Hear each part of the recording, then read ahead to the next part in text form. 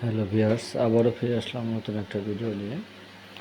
এটা হচ্ছে গ্যাংটক যাওয়ার পথে, ভারতের গ্যাংটকে জিরো পয়েন্টে যাওয়ার পথের একটা দৃশ্য। এই দৃশ্যটাতে দেখা যাচ্ছে রাস্তার দুপাশে ঘন বনাঞ্চল এবং পাহাড়গুলো মেঘে ঢাকা পাহাড়, এবং রাস্তার দুপাশে প্রচুর পরিমাণে পাথর ভাঙা এবং পাথর আছে রাস্তার দুপাশে। আঁকাবাঁকা সড়ক ধরে আমরা চলে যাচ্ছি সেই গ্যাংটকের জিরো পয়েন্টে। তো আমাদের গাড়িটা এখানে একটু স্লো হলো, সামনে কয়েকটা গাড়ি ছিল যার কারণে আমাদের গাড়ি স্লো হলো। আবার আমরা সামনের দিকে এগিয়ে যাব। যত দূর যাব আমরা আসলে দেখতে পাবো এখানকার মনোমুগ্ধকর পরিবেশ। আসলে প্রকৃতিটা খুব বিস্ময়কর। এই দৃশ্যগুলো দেখে মন জুড়িয়ে যাচ্ছে এবং এখানকার ঠান্ডা নিরিবিলি হাওয়া, আলো বাতাস সবই উপভোগ করার মতো।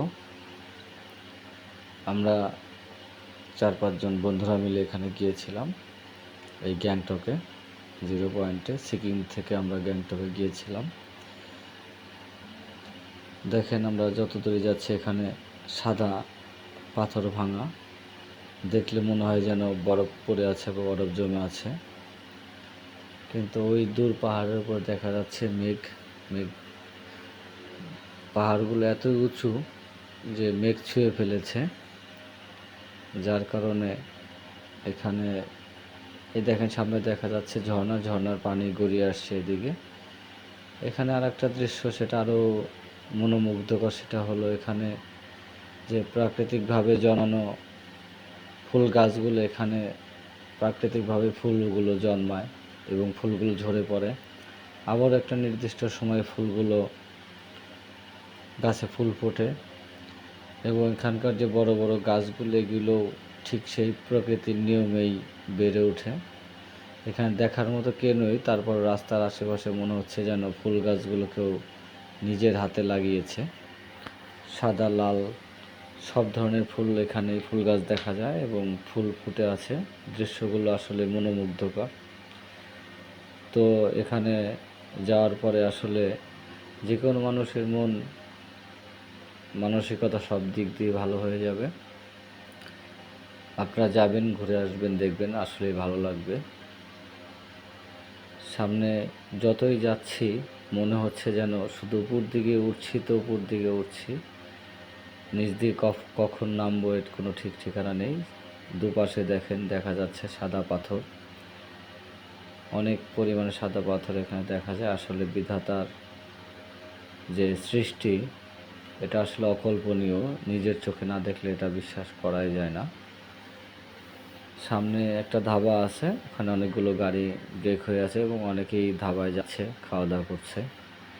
আমরা গাড়ি থেকে নামিনি, না নেমে আমরা ধাবা থেকে দেখতে দেখতে পার হয়ে গেলাম রাস্তা। সামনে আরও উঁচু আঁকাবাঁকা রাস্তা আছে, সেগুলো দেখতে দেখতে উপভোগ করতে করতে আমরা নির্দিষ্ট গন্তব্যে পৌঁছে যাব। অনেকে দাঁড়িয়ে আছে এখানে, গাড়ি নিয়ে দাঁড়াচ্ছে, ধাবায় যাচ্ছে।